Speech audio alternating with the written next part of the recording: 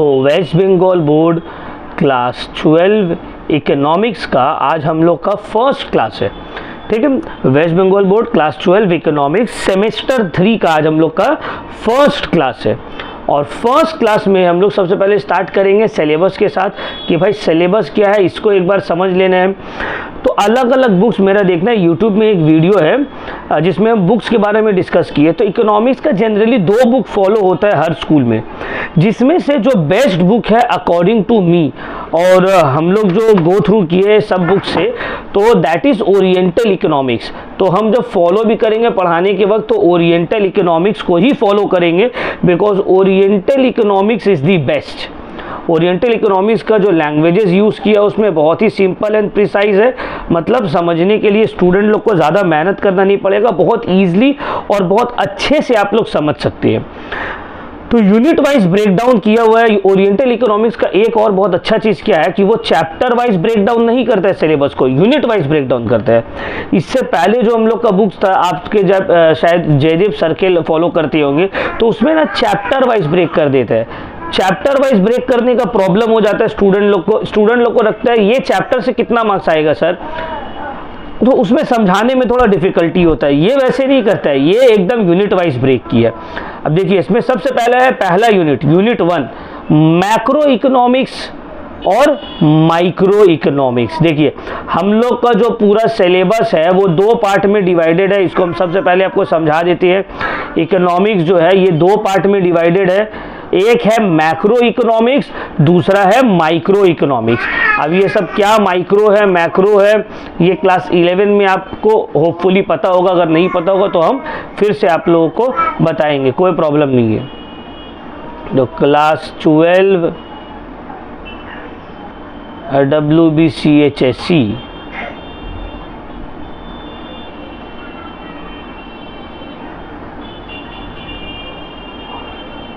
Semester 3 economics.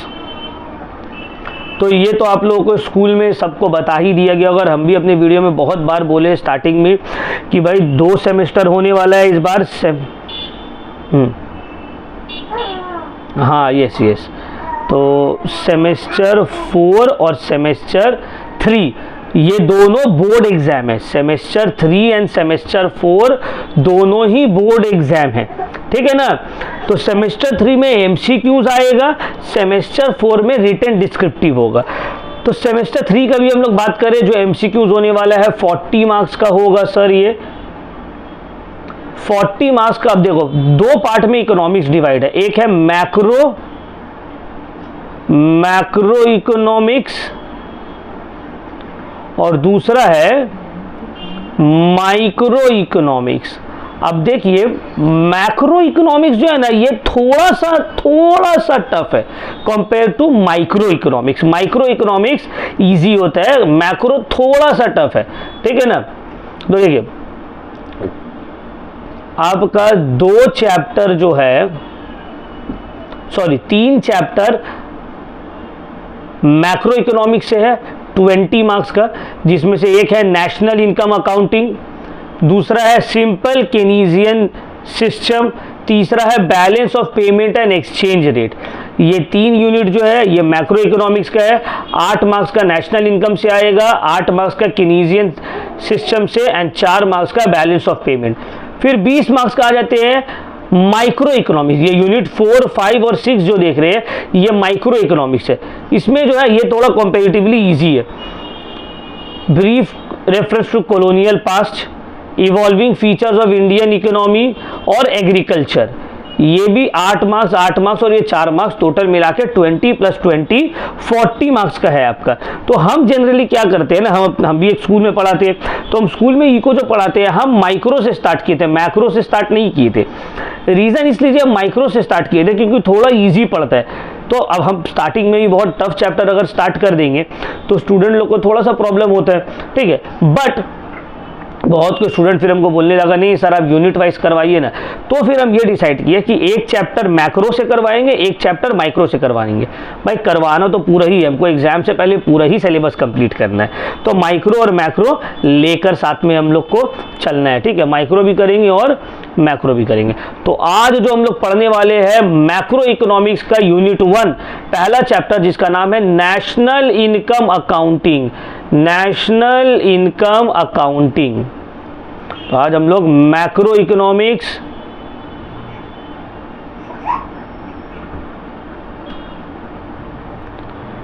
Unit 1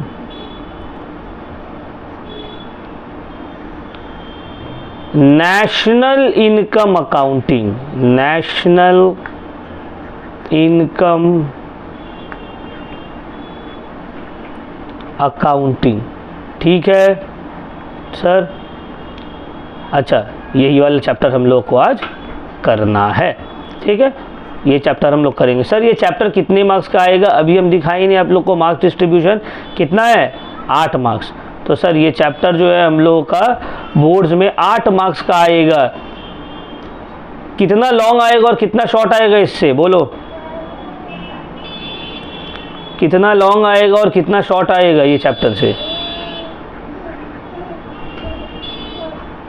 sir कुछ long या short नहीं आएगा, MCQ है, ठीक है ना। सेमेस्टर 3 तो MCQ है, तो शॉर्ट लॉन्ग कहाँ से आएगा? 8 मार्क्स मतलब 8 MCQ, सिंपल, ठीक है ना। तो चलिए हम लोग स्टार्ट करते हैं नेशनल इनकम अकाउंटिंग। देखो जनरली चैप्टर हम लोग स्टार्ट करते हैं कि भाई जो है उसको पढ़ाते हैं, उसको हम लोग समझते हैं, आगे बढ़ते हैं। बट यहाँ पे हम क्या करते हैं, हमेशा मेरा पहले भी वीडियोस में यही आदत है कि हम पहले चैप्टर का नाम को ना समझाने का कोशिश करते हैं कि चैप्टर का नाम क्या, इसका मीनिंग क्या, उसके बाद तो आगे पढ़ेंगे ही। तो यहाँ पे देखो दिया हुआ है नेशनल इनकम अकाउंटिंग। तो सर सबसे पहले ये हम लोगों को बताइए आप कि नेशनल इनकम होता क्या है, ये नेशनल इनकम किसको बोलते हैं, उसके बाद अकाउंटिंग भी पढ़ेंगे, ठीक है। तो sir what do you mean by national income? अच्छा ये वर्ड को अगर आप ब्रेक करो, एक हो गया नेशनल, नेशनल मतलब नेशन, नेशन मतलब कोई कंट्री, सही या गलत? नेशन और कंट्री। सर इनकम का मतलब क्या है? इनकम का मतलब बोलिए, हिंदी में अगर बोले हम लोग ना, प्रॉफिट भी बोल सकते हैं, या हम हिंदी में बोले, हिंदी में इनकम को क्या बोलेंगे? इनकम मतलब आमदनी या कमाई, यही बोलते हैं ना हम लोग, आमदनी या फिर कमाई। तो नेशनल मतलब नेशन या कंट्री, और इनकम का मतलब कमाई, सही या गलत? देखो इसका डेफिनेशन आ गया। नेशनल इनकम का मतलब होता है the income of a country, normal language में बोले तो the income of a country, इसको बोला जाता है नेशनल इनकम। अभी इसको और इलैबोरेट करेंगे, इसमें और पॉइंट्स है अभी। जैसे कि फॉर एग्जांपल मान लो मेरा फैमिली है, अब मेरे फैमिली में हम हैं, मेरे एक भाई है, मेरी वाइफ है, मेरी मम्मी है, और मेरा एक छोटा बेटा है। अब कोई हमसे पूछा कि भाई आपका इनकम कितना है, तो हम बोल दिया मेरा इनकम है 50,000, 40,000, 30,000, जो भी मेरा इनकम है हम उसको बता दिए, तो ये हो गया मेरा इनकम। उसी तरह से बोला अच्छा भाई आपका फैमिली का इनकम क्या है? अब मेरे फैमिली में हम अर्न कर रहे हैं, मेरा एक भाई है वो अर्न करता है, मेरी वाइफ अर्न नहीं कर रही, मेरा बेटा अर्न नहीं करता है, और मेरी मम्मी अर्न नहीं करती है। फॉर एग्जांपल हम जो है 40,000 कमा रहे हैं और मेरा भाई जो है 20,000 कमा रहा है, तो हम लोग दोनों का ऐड कर दिए तो हो गया 60,000। तो हम लोग बोलेंगे कि भाई मेरा फैमिली का इनकम जो है वो 60,000 है। फैमिली मतलब 2 लोगों का इनकम। सर फैमिली मतलब होता है हम है, इसमें मेरी मदर है, वाइफ है, सन है, ब्रदर है, हम लोग पांचों मिलाकर होता है फैमिली। तो पांचों का मिलाकर 60,000 है।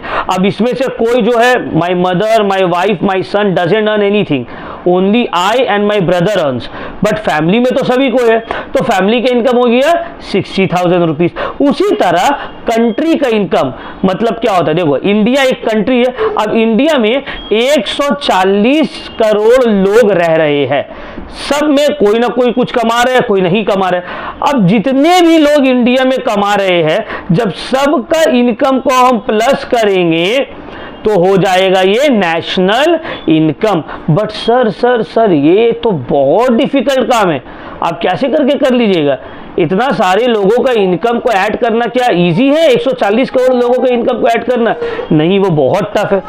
तो होता कैसे है सर ये? क्या घर जा जाके सबसे पूछा जाता है कि भाई आपका इनकम कितना है, आपका इनकम कितना है? प्लस हम लोग इंडियंस हैं, हम लोग कभी अपना सही इनकम बताते नहीं है, कोई छुपाता है, कोई ज़्यादा बताने लगता है, तो प्रॉब्लम तो होता है ना। तो इसका भी एक मेथड्स है, वो हम लोग आगे पढ़ेंगे कि किस तरह से नेशनल इनकम को अकाउंटिंग किया जाता है, कैलकुलेट किया जाता है। उसका अलग अलग मेथड है, इनकम मेथड है, आपका एक्सपेंडिचर मेथड है, बहुत सारा मेथड है, तो हम लोग का आगे में आएगा। तो अभी नेशनल इनकम का मतलब हम क्या बताए सर? सर आप बोले नेशनल इनकम का मतलब होता है the income of a country. एक कंट्री का जो इनकम रहता है उसको हम लोग बोलते हैं नेशनल इनकम। बट सर ये तो आप एकदम ऊपर से बता दिए, एमसीक्यूज के लिए तो ये ठीक है, बट टेक्निकल टर्म यूज करिए, है ना, कोई टेक्निकल टर्म यूज करके हम लोग को एक्सप्लेन करिए कि नेशनल इनकम क्या होता है। ये तो बहुत नॉर्मल लैंग्वेज में समझा दिए कि हाँ भाई इसको हम लोग बोलते हैं नेशनल इनकम। तो अगर इसको टेक्निकल टर्म में एक्सप्लेन किया जाए व्हाट इज नेशनल इनकम, तो आप किस तरह से एक्सप्लेन करिएगा टेक्निकल टर्म बुकिश लैंग्वेज में? यहां तक समझ में आया? कोई डाउट? ठीक है ना। तो नेशनल इनकम क्या है sir? The income of a country. अब टेक्निकल टर्म सुनो, जो डेफिनेशंस बुक में है उसका क्या मतलब है। देखो, national income alternatively known as gross national product. तो नेशनल इनकम को हम लोग कौन नाम से और जानते हैं? Gross national product, GNP, refers to the money value of the goods and services produced by the nationals of the country within a specified year by the use of essential factor resources। अब क्या मतलब है? इसको हिंदी में समझाया जाए तो क्या बोलेंगे? बोलो, इसको अगर हिंदी में एक्सप्लेन करने बोले कि भाई इसको हिंदी में बताइए, कि तो इंग्लिश में बताइए आप, तो हिंदी में बोला गया है नेशनल इनकम को हम लोग ग्रॉस नेशनल प्रोडक्ट भी बोलते हैं। इसका मतलब है money value, total goods and services जो हिंदुस्तान में रहने वाले कोई भी, मतलब हम यहाँ इंडिया का बात कर रहे हैं, इंडिया में बैठ के तो हम इंडिया का बात कर रहे हैं, तो हिंदुस्तान में रहने वाले लोग जो बना रहे हैं एक साल में, उस सब गुड्स एंड सर्विसेज का जो मनी वैल्यू है उसको बोला जाता है नेशनल इनकम। अब ध्यान से समझिए बात को, मेरा नेशनल इनकम को समझने के लिए, कंट्री में 140 करोड़ लोग हैं, 140 करोड़ लोग मिलकर जो भी गुड्स और सर्विसेज बना रहे हैं एक ईयर में, एक पर्टिकुलर साल में, वो सब गुड्स एंड सर्विसेज का जो मनी वैल्यू है उसको बोलेंगे नेशनल इनकम या ग्रॉस नेशनल प्रोडक्ट। क्या बोलेंगे? नेशनल इनकम या फिर gross national product. For example, अपने कंट्री में एक साल में 10 केजी राइस उगा है, 10 मीटर कपड़ा बना है, क्लोथ्स बना है, और मान लो 5 कार बना है। अब हम एकदम छोटा छोटा एग्जाम्पल ले रहे, ठीक है, ऐसे में तो एक्चुअली ये सब तो फिगर करोड़ों में होगा। तो 10 केजी राइस का दाम क्या हो जा रहा है? मान लो 100 रुपये के हिसाब से 1000 रुपया, 10 मीटर कपड़ा का 1000 रुपये के हिसाब से 10,000, 5 कार का 10 लाख के हिसाब से 50 लाख। तो भाई 50 लाख प्लस 10,000 प्लस 1 लाख 1,000, तो हो गया 50 लाख 11,000, है ना, 50 लाख 11,000 रुपीज।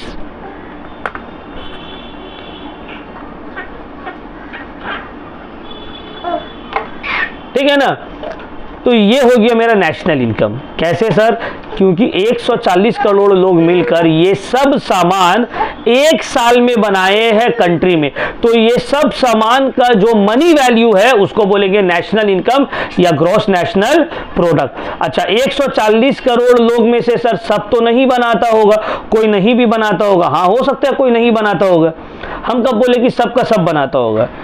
टोटल कंट्री का जो सिटीजन है, जो देशवासी है, वो लोग मिलकर उन लोग में से कोई ज्यादा बनाए या कम बनाए, एक साल में जितना भी गुड्स एंड सर्विसेज प्रोड्यूस कर रहा है वो सब गुड्स एंड सर्विसेज का वैल्यू को जब हम लोग मनी में कन्वर्ट करते हैं तो उसी को बोला जाता है नेशनल इनकम या फिर ग्रॉस नेशनल प्रोडक्ट। क्लियर हुआ पॉइंट? Any doubt? अच्छा, नेक्स्ट हम लोग आते हैं per capita income, per capita national income. Sir, per capita national income का क्या मतलब है? जैसे कि हम अभी अपना फैमिली के एग्जांपल लिए कि 5 मेंबर है फैमिली में और टोटल इनकम है फैमिली का 60,000 रुपया। अब मान लो ये फैमिली मेरा एक कंट्री है, तो ये कंट्री में 5 लोग रह रहे हैं और ये कंट्री का टोटल साल का इनकम या नेशनल इनकम जो है वो है 60,000 रुपया। तो पर हेड एक मेंबर कितना कमा रहा है? तो पर हेड अगर एवरेज निकाले तो आ जाएगा 12,000 रुपया। इसका मतलब है सर आपका फैमिली का पर हेड जो है वो 12,000 कमा रहा है। बट सर अभी तो आप एग्जाम्पल में ऊपर बोले कि आपकी वाइफ, मेरे बेटा और मेरी मम्मी कुछ नहीं कमाती, आप और सिर्फ आपके भाई कमाते हैं। हाँ बाबू, वो बात तो सही है, लेकिन जब हम एवरेज निकालेंगे पर मेंबर के हिसाब से तो इनकम आएगा 12,000। इसको बोलते हैं average income of the person in the family of 5।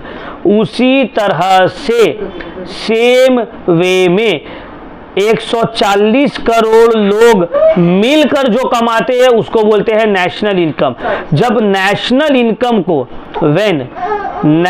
Income को हम लोग डिवाइड करते हैं टोटल पॉपुलेशन से, national income of a country, एक कंट्री का नेशनल इनकम को डिवाइड कर दिए total population of that country, total population of that country, तो जो ऑब्टेन्ड होगा उसको हम लोग बोलेंगे per capita income, per capita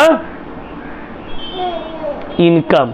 अब देखो बहुत सारे लोग ना, जैसे कि तुम लोग देखोगे न्यूज़ में बोलते हैं इंडिया का जो जीडीपी है, इंडिया का जो नेशनल इनकम है वो अब जो है हम लोग पीछे करने वाले हैं ब्राज़ील को, हम लोग पीछे करने वाले हैं कनाडा को। इंडिया का जो जीडीपी है वर्ल्ड में रैंक 3 में पहुंच गया है और सब एकदम खुश हो जाते हैं। ये सब लग रहा है कि अरे इंडिया जो कनाडा को पीछे छोड़ दिया है, इसको पीछे छोड़ दिया, जापान को पीछे छोड़ दिया। अरे बाबू, तुम नेशनल इनकम को क्यों देख रहे हो?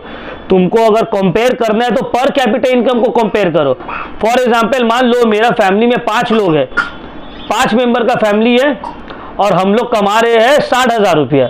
किसी का सिर्फ 2 मेंबर का फैमिली है, हस्बैंड वाइफ है और कोई नहीं है, और वो लोग का मंथली इनकम जो है 50,000 है। तो हम बोलेंगे ये लोग को देखो ना कितना कम कमा रहा है, हम लोग तो ज्यादा कमा रहे। तो आदमी क्या बोलेगा? सर आप गलत बात कर रहे हैं, आप बेवकूफ़ी वाला बात कर रहे हैं। आप लोग का घर में 5 आदमी खाने वाले, आप लोग 60,000 कमा रहे हैं, तो आप लोग का एवरेज इनकम तो 12,000 होगी है।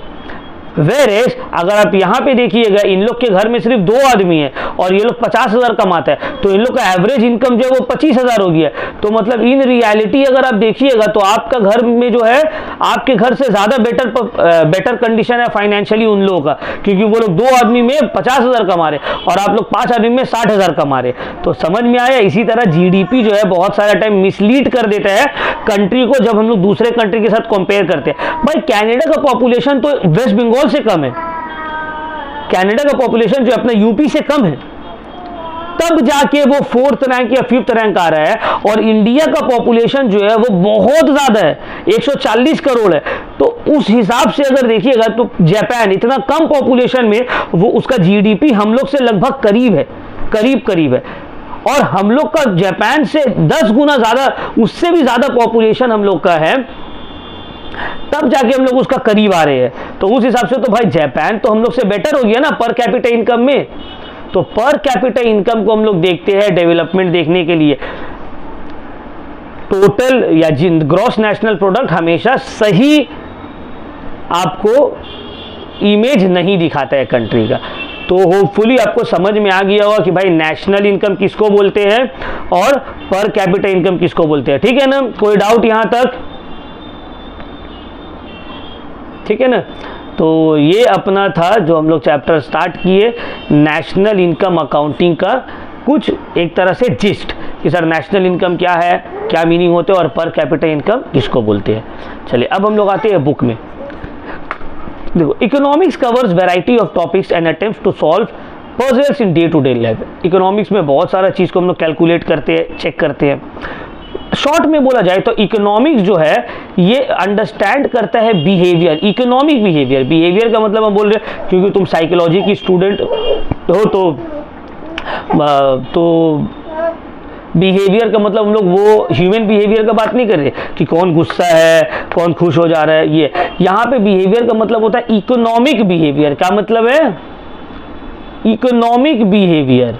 इकोनॉमिक बिहेवियर का मतलब है पैसा कहाँ कमा रहा है, कैसे कमा रहा है, कहाँ खर्च कर रहा है, कहाँ इन्वेस्ट कर रहा है, कैसे सेव कर रहा है। तो इकोनॉमिक बिहेवियर को हम लोग स्टडी करते हैं किसका? हाउस होल्ड्स का।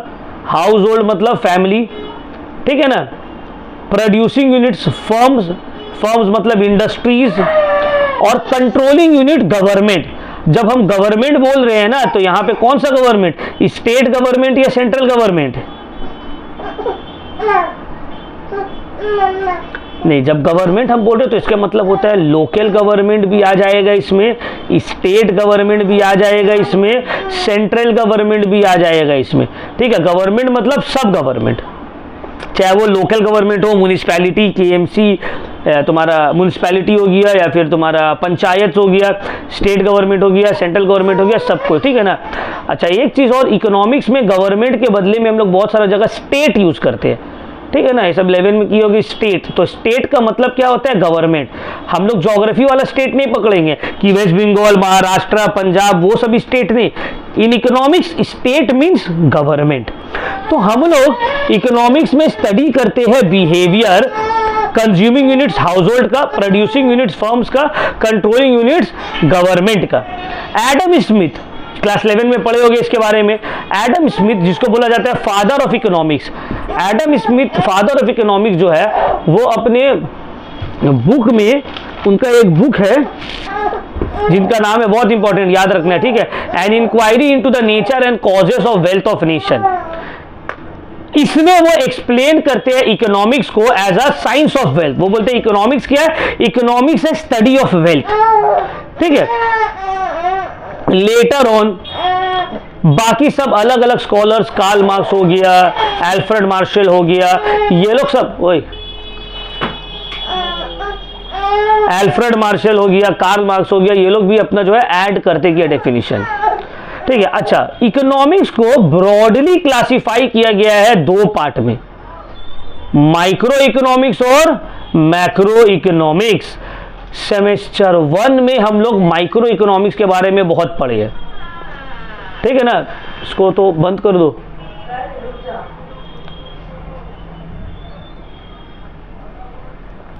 तो two broad classification of my economics. तो economics can be classified into, economics can be classified into micro economics and macro economics। Sir क्या मतलब है दोनों के बीच का डिफरेंस? Any idea? बोलो। तुम लोग क्लास 12 के स्टूडेंट हो ना।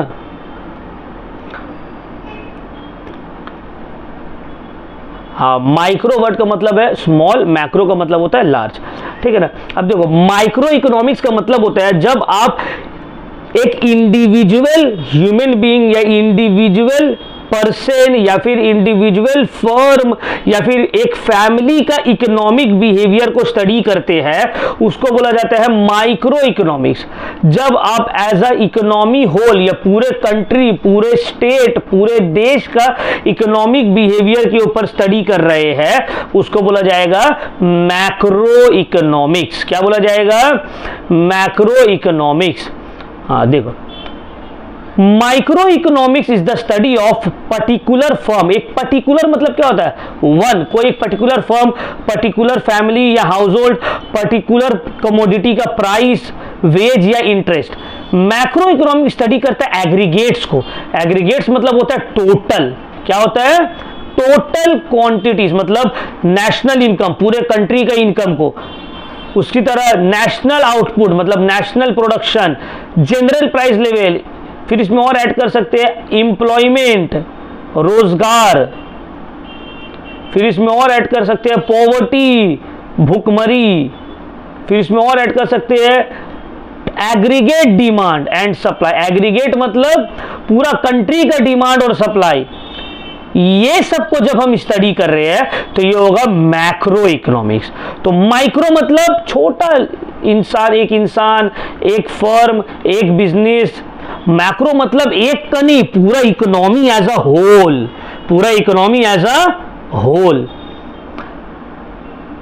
अब देखो, माइक्रो इकोनॉमिक्स जो है ये decision, theory of decision making में इंपॉर्टेंट है, वेयर एज मैक्रो इकोनॉमिक्स जो है ये पूरे कंट्री के लिए वेरी वेरी इंपॉर्टेंट। ये पहले ही बता दिया, ये स्टडी करता है बिहेवियर को इंडिविजुअल का, ये स्टडी करता है बिहेवियर को पूरा इकोनॉमी का।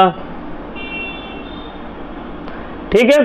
अच्छा, micro economics is a part of macro economics. क्या मतलब है? आपको पूरे कंट्री का इनकम निकालना है, मतलब नेशनल इनकम निकालना है। उसके लिए पहले तो आपको नेशनल इंडिविजुअल इनकम निकालना पड़ेगा। आपको पूरे कंट्री का डिमांड निकालना है, एग्रीगेट डिमांड निकालना है या एग्रीगेट सप्लाई निकालना है। उसके लिए आपको इंडिविजुअल फर्म का या इंडिविजुअल हाउस होल्ड का सप्लाई और डिमांड तो निकालना पड़ेगा। तो माइक्रो इकोनॉमिक्स जो है ना, ये एक छोटा सा पार्ट है, मैक्रो इकोनॉमिक्स एक बड़ा सा पार्ट है। मतलब अगर शॉर्ट में बोले तो मैक्रो इकोनॉमिक्स अगर एक बड़ा सा बिल्डिंग है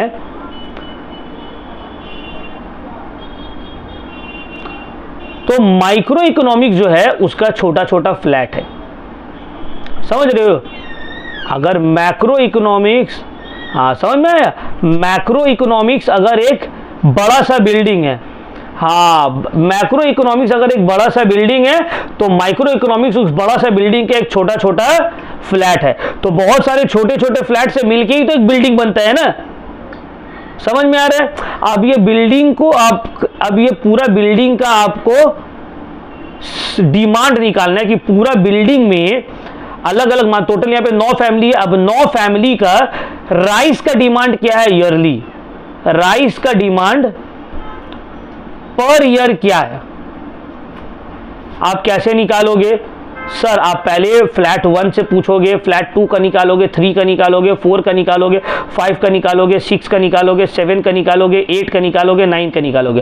तो ये पूरा 9 फ्लैट का आप राइस का डिमांड निकाले, सबको आपस में ऐड कर दोगे, आप कहा गया पूरा बिल्डिंग का डिमांड राइस का। तो ये जो आप जब एक एक फ्लैट का निकाल रहे हैं ना राइस का डिमांड, इसको बोला जाएगा demand of a house hold. ये आता है माइक्रो इकोनॉमिक्स में। लेकिन जब आप पूरे बिल्डिंग का डिमांड निकाल रहे हो राइस का, ये आ जाएगा मैक्रो इकोनॉमिक्स में। समझ में आ रहा है? तो यहां हाउस होल्ड माइक्रो इकोनॉमिक्स का कंपोनेंट है और पूरा कंट्री, ये बिल्डिंग को मान लो पूरा कंट्री है, ये मैक्रो इकोनॉमिक्स में फॉल करेगा। तो भाई आपको मैक्रो इकोनॉमिक्स को स्टडी करने के लिए माइक्रो इकोनॉमिक्स को तो स्टडी करना पड़ेगा ना। समझ में आया? क्लियर हुआ पॉइंट? चलो अब आगे बढ़ते हैं।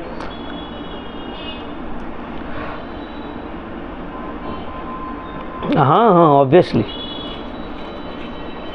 But see most important notes तो देंगे, that's not an issue, but आपको क्लासेस समझना पड़ेगा। ठीक है ना, पढ़ाई को समझना पड़ेगा।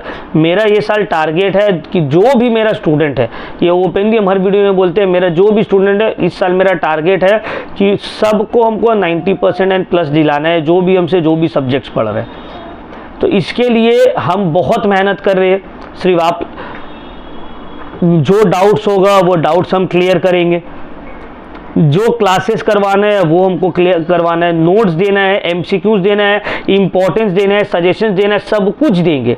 मेरा एम है I want all my students to get 90% and above in all my subjects, मेरा जितना भी सब्जेक्ट्स है, ठीक है। तो इस बार का मेरा एम ही यही है। इसके लिए हमको जितना भी मेहनत करनी पड़ेगा, आई एम रेडी, और आपको भी मेरे साथ मेहनत करना है कि भाई पास अगर सिर्फ करवाना है, कोई अगर सोच रहा है कि सर पास करना है तो आपको मेहनत करने की ज़रूरत नहीं है। हम जितना मेहनत कर रहे हैं, मेरे मेहनत से ही तुम पास हो जाओगे। बट अगर 90% लाना है तो दोनों को साथ में मिलकर मेहनत करना पड़ेगा। हम तो मेहनत करेंगे ही, साथ में आपको भी करना पड़ेगा। अगर सिर्फ पास करना है, सर पास छोड़ो, किसी को अगर 50% भी लाना है ना कि सर हमको सिर्फ 50% लाना, तुमको मेहनत करने की ज़रूरत नहीं है। तुम मेरा क्लास में इनरोल हो, तुम सिर्फ जो हम पढ़ा रहे हैं उसको सुनो, एग्जाम दो, तुम 50% लेके आओगे, एकदम 100% गारंटीड। बट 90% लाना है तो तुम इनरोल हो, तुम पढ़ाई कर रहे हो, सब कुछ कर रहे हो, हम नोट्स देंगे, सजेशन देंगे, वो सबको पढ़ना पड़ेगा। आपको घर में अपने से भी मेहनत करना पड़ेगा। जब दोनों मिलकर मेहनत करेंगे तब 90% आएगा। समझ में आ रहा है बात? तो नोट्स ऑब्वियसली हम देंगे, ईयर क्वेश्चंस भी हम देंगे, सजेशंस भी देंगे, बहुत सारा एमसीक्यूज देंगे, वो सब आपको प्रैक्टिस शीट्स भी देंगे, टेस्ट भी लेंगे, सब कुछ चलेगा यहाँ पे। अभी तो जस्ट फर्स्ट क्लास से हम लोग जस्ट स्टार्ट किए हैं। हाँ, सेमेस्टर 3 का सब स्कूल्स का एग्जाम बोर्ड से होगा, स्कूल में नहीं होगा बाबू। बार बार हम बोल रहे हैं सेमेस्टर 3 और 4 बोर्ड एग्जाम होगा, सबका सेम डेट में सेम टाइम में एग्जाम होगा हर स्कूल का। सेमेस्टर 1 की तरह भी देखो सेम डेट में ही हुआ, लेकिन टाइमिंग अलग था, किसी का सुबह हो रहा, किसी का शाम हो रहा, अब वैसे नहीं होगा, ठीक है। तो आप be prepared for all this, मेहनत करने के लिए। जितना भी एग्जाम आप लोग दीजिएगा सेमेस्टर 3 और 4 का, वो अलग सेंटर में जाकर देना पड़ेगा आपको। जैसे क्लास 10 में बोर्ड एग्जाम दिए है ना, सेम टू सेम वैसे ही सेमेस्टर 3 और 4 का आपको एग्जाम देना है। बोर्ड एग्जाम है ये, अलग सेंटर, बाहर से पेपर आएगा, बाहर का टीचर रहेगा, बाहर चेकिंग होगा, आपका रिजल्ट निकलेगा सेमेस्टर 3 में, फिर आप सेमेस्टर 4 में जाइएगा, सेमेस्टर 4 में भी वैसे होगा, फिर दोनों को कंबाइन करके आपका रिजल्ट निकल जाएगा बोर्ड का, ठीक है। तो होपफुली माइक्रो एंड मैक्रो में आप लोग को कोई डाउट नहीं है, एक बार फिर से गो थ्रू कर दे रहे, ठीक है। तो माइक्रो इकोनॉमिक्स जो है ये एनालाइज करता है बिहेवियर। कौन सा बिहेवियर? इकोनॉमिक बिहेवियर, एक इंडिविजुअल, हाउस होल्ड का, कंज्यूमर का, फर्म का, इंडस्ट्री का। लेकिन मैक्रो इकोनॉमिक्स स्टडी करता है functioning of the whole economy, जैसे कि national output, national income, level of employment, general price level, ये सबको स्टडी करता है। Clear point? Any doubt?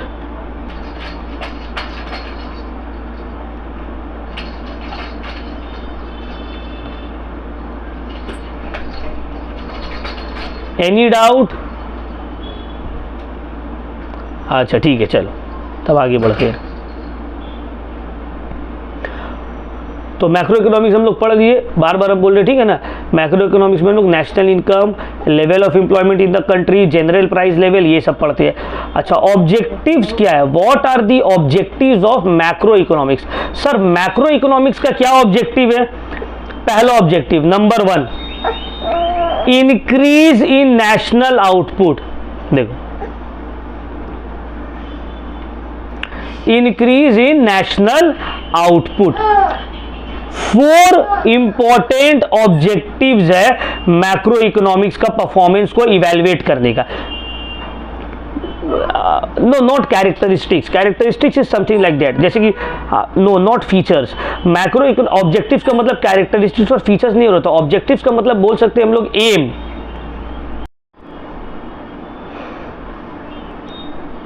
Objectives का मतलब होता है क्या एम है, ठीक है ना।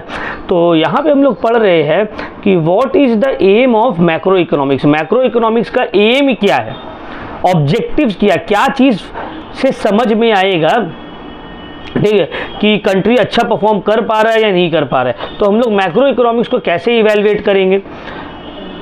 4 important objectives in evaluating macro economic performance are, number 1, increase in national output.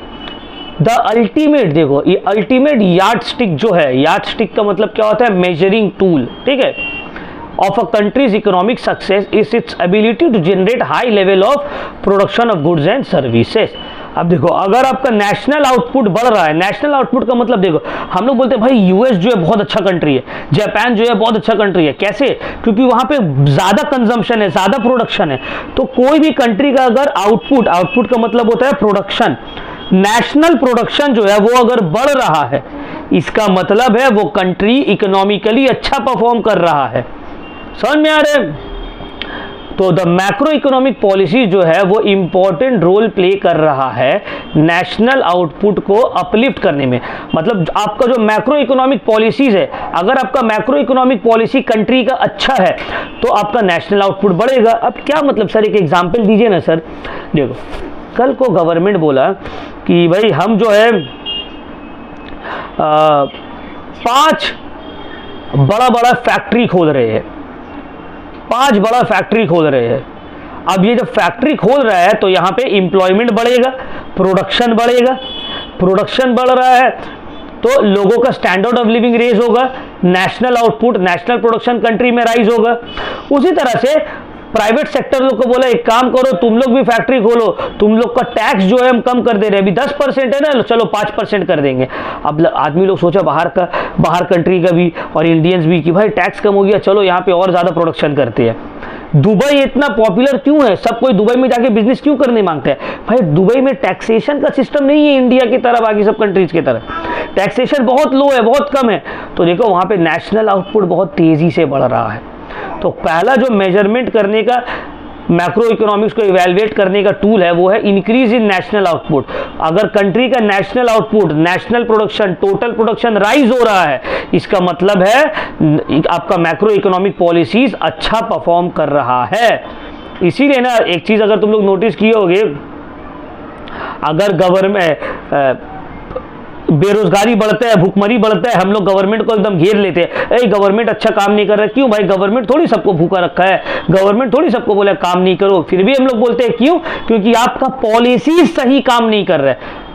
अगर मान लो आज के डेट में लोग बेरोजगार हो जाते हैं तो सब मिलके बोलेगा ना बीजेपी गवर्नमेंट को, मोदी गवर्नमेंट को कि क्या हुआ भाई सब बेरोजगार क्यों है?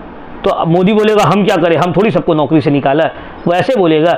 नहीं बोल सकते वो ऐसे। क्यों? क्योंकि भाई पॉलिसी तो आप बना रहे, तो जरूर आपको कोई ना कोई पॉलिसी में खामियाजा रहा होगा, खामी रहा होगा, जिस वजह से अनएम्प्लॉयमेंट बढ़ रहा है।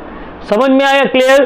तो पहला जो यार्डस्टिक है, पहला जो इंपॉर्टेंट ऑब्जेक्टिव है मैक्रो इकोनॉमिक्स को मेजर करने का, वो है नेशनल इनकम का इंक्रीज होना। अगर नेशनल आउटपुट इंक्रीज हो रहा है इट मींस कंट्री का मैक्रो इकोनॉमिक पॉलिसीज अच्छे से परफॉर्म कर रहा है। दूसरा है increase in level of employment and bring down poverty level. अगर आपका कंट्री में एम्प्लॉयमेंट बढ़ रहा है, रोजगार बढ़ रहा है और गरीबी घट रहा है, इसका मतलब है आपका इकोनॉमिक पॉलिसीज अच्छा परफॉर्म कर रहा है। Maintain price level stability. Price level stability का मतलब महंगाई नहीं आ रहा है बहुत तेजी से। ये नहीं है कि एक साल पहले इस सामान का दाम 100 रुपए था आज 200 हो गया, नहीं, महंगाई कंट्रोल्ड में है, प्राइस लेवल स्टेबल है। तो हम लोग बोल सकते हैं कि yes macro economics policy is performing good. And और क्या ऑब्जेक्टिव है? To frame favourable foreign economic policies. Foreign economic policies जो है वो अच्छे से फ्रेम किया गया है कि सब कोई इंडिया में आके काम करने मांग रहा है, सब कोई इंडिया में आकर पढ़ने मांग रहा है, सब कोई इंडिया के साथ बिजनेस करने मांग रहा है। अगर ये सब चीज देखने को मिल रहा है इट मींस अपना मैक्रो इकोनॉमिक बहुत अच्छे से काम कर रहा है। दुबई का मैक्रो इकोनॉमिक पॉलिसी कितना अच्छा है, हर कोई को दुबई में जाके रहना है, दुबई में जाके काम करना है, दुबई में जाके बिजनेस सेटअप करना है। ठीक है, तो ये 4 ऐसा फैक्टर है जो कि मैक्रो इकोनॉमिक्स को इवैल्यूएट करने में हेल्प करता है। तो देखो सब्जेक्ट मैटर और स्कोप ऑफ मैक्रो इकोनॉमिक्स ये हम लोग बार बार डील कर दिए। कि मैक्रो इकोनॉमिक्स में हम लोग स्टडी करते हैं, study of determination of income and employment, income and employment के बारे में स्टडी करेंगे, प्राइस लेवल के बारे में स्टडी करेंगे, बिजनेस साइक्लिकल मूवमेंट के बारे में स्टडी करेंगे, बैलेंस ऑफ पेमेंट के बारे में स्टडी करेंगे, इकोनॉमिक ग्रोथ के बारे में स्टडी करेंगे। नाम याद रखना है, what are these are the subject matter of macro economics. सब मैक्रो इकोनॉमिक्स का ये सब सब्जेक्ट मैटर है। सब्जेक्ट मैटर का मतलब मैक्रो इकोनॉमिक्स में हम लोग ये सब चीज पढ़ते हैं, ठीक है ना। अच्छा, नेक्स्ट हम लोग आते हैं importance of macro economics. Sir what are the importance of macro economics? Macro economics का क्या इंपॉर्टेंस है? Number 1, functioning of the economy. Macro economic एक टूल की तरह काम करता है और आइडिया देता है इकोनॉमी किस तरह से फंक्शन करेगा। दूसरा, ये इकोनॉमिक प्रॉब्लम्स को एनालाइज करवाने में हेल्प करता है कि भाई कंट्री में अनएम्प्लॉयमेंट है, महंगाई है, ठीक है, बैलेंस ऑफ पेमेंट खराब चल रहा है। बैलेंस ऑफ पेमेंट का मतलब क्या है, हम लोग आगे पढ़ेंगे। मंदी आया हुआ है, रिसेशन आया हुआ है, ताकि हम लोग मैक्रो इकोनॉमिक पढ़ के ये सब प्रॉब्लम्स को एनालाइज करें एंड देन फॉर्मुलेट करें इकोनॉमिक पॉलिसीज जो ये सब प्रॉब्लम्स को खत्म कर दे। तो मैक्रो इकोनॉमिक्स का इंपॉर्टेंस में देख रहे हो, इकोनॉमिक को फंक्शन करने में हेल्प करता है। कैसे? इकोनॉमी का प्रॉब्लम को एनालाइज करने में और फिर उस हिसाब से पॉलिसीज को बनाएगा। देखा भाई भूखमरी है, गवर्नमेंट क्या किया, फ्री में राशन बांटने चालू कर दिया। बेरोजगारी है, गवर्नमेंट क्या किया, MNREGA MG NREGA scheme launch कर दिया। MG नरेगा स्कीम के बारे में सुने हो ना तुम लोग, इकोनॉमिक्स में पढ़े हो ना, MG NREGA.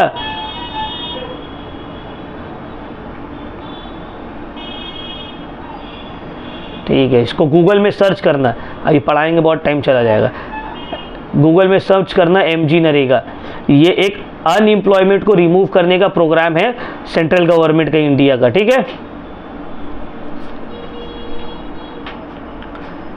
Study of economic development. Macro economics सिर्फ आपको फोकस प्रॉब्लम में करने में नहीं देता है, ये आपको पॉसिबल सिचुएशंस बताएगा किस तरह से आप अपने कंट्री को डेवलप कर सकते हैं। आप अगर मैक्रो इकोनॉमिक्स सही से स्टडी करोगे और उस हिसाब से पॉलिसी बनाओगे तो सिर्फ वो आपको प्रॉब्लम्स निकाल के उसका सोल्यूशन नहीं बताएगा, आपको अपॉर्चुनिटीज भी देगा।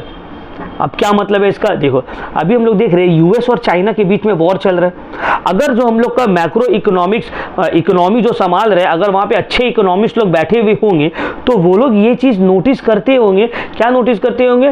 कि भाई अभी यूएस और चाइना के बीच में ट्रेड वॉर चल रहा है। एक दिन यूएस उठता है, डोनाल्ड ट्रंप उठ के बोलता है तुम्हारा प्रोडक्ट के ऊपर 100% टैरिफ, 100% टैक्स लगा देंगे। चाइना का शी जिनपिंग उठ के बोलता है 150% लगा देंगे। दूसरा दिन ट्रंप बोलता है 200% लगा देंगे। मतलब जैसे मोहल्ला का 2 आंटी लोग लड़ती है आपस में, वैसे ये लोग दोनों लड़ रहा है। अब अगर इंडिया को क्या करना है, यहाँ पे इंडिया को जो टॉप इकोनॉमिक एडवाइजर है, ये लोग स्टडी करें अच्छे से मैक्रो इकोनॉमिक को। अब देखिए यहाँ पे अपॉर्चुनिटी है, वो सामान जो चाइना से इंपोर्ट करवाते थे यूएसए, अब क्योंकि इतना टैक्स लगा दिया तो अब तो चाइना से इंपोर्ट करवाना वो महंगा हो जाएगा। अब इंडिया को चाहिए कि इस दो आदमी के बीच का लड़ाई का फायदा उठाए और फायदा उठाकर वही सामान अब यूएस में वो इंपोर्ट करने लग जाए, एक्सपोर्ट करने लग जाए। चाइना वो सामान मान लो 50 में बना रहा है, डोनाल्ड ट्रंप उसके ऊपर 150 रुपये का टैक्स लगा दिया, ये सामान यूएस में बन रहा है 200 रुपये में। इंडिया ये सामान को भले 50 के जगह अगर 100 में बना रहा है तो इंडिया के ऊपर तो 150% का टैरिफ नहीं लगा है, इंडिया के ऊपर भी 40-50% का टैरिफ लगाया है, तो इंडिया का ये सामान 150 रुपये में यूएस में बिक जाएगा। समझ में आ रहा है? तो हम लोग के पास ये अपॉर्चुनिटी है, इसका हम लोग फायदा उठा सकते हैं। तो मैक्रो इकोनॉमिक्स को जब आप स्टडी करिएगा तब आपको ये सब चीज समझ में आएगा, ठीक है।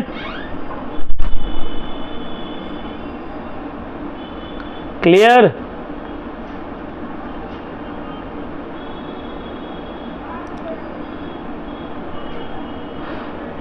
तो आज के लिए हम यहीं तक ही रख रहे हैं। नेक्स्ट क्लास से, और इस क्लास जो है ना,